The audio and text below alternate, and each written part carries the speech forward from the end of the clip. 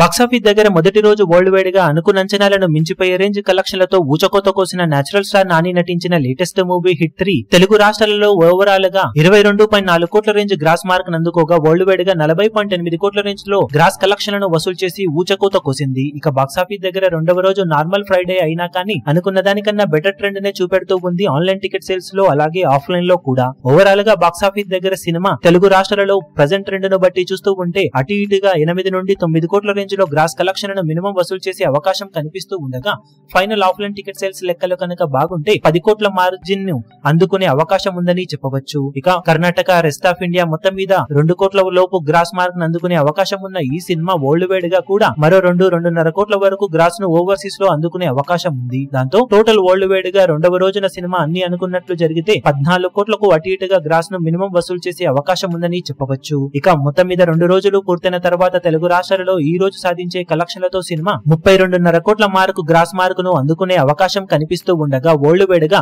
55 కోట్లకు పైగానే gross mark ను అందుకునే అవకాశం ఉంది. ఫైనల్ ఆఫ్లైన్ టికెట్ సేల్స్ లెక్కలు కనుక అంచనాలను మించిపోతే ఈ లెక్క మరి కాస్త పెరిగే అవకాశం ఉందని చెప్పవచ్చు. మొత్తం మీద 2 రోజుల్లో ఫెంటాస్టిక్ హోల్డ్ ను చూపెడుతూ దూసుకుపోతున్న ఈ సినిమా ఇక 3-4 రోజుల్లో వీకెండ్ అడ్వాంటేజ్ తో రెట్టించిన జోరు చూపించే అవకాశం ఎంతైనా ఉంది. ఇక టోటల్ గా సినిమా 2 రోజులకు గాను సాధించే ఏరియాల వారి కలెక్షన్ల వివరాలు ఏ విధంగా ఉంటాయో చూడాలి.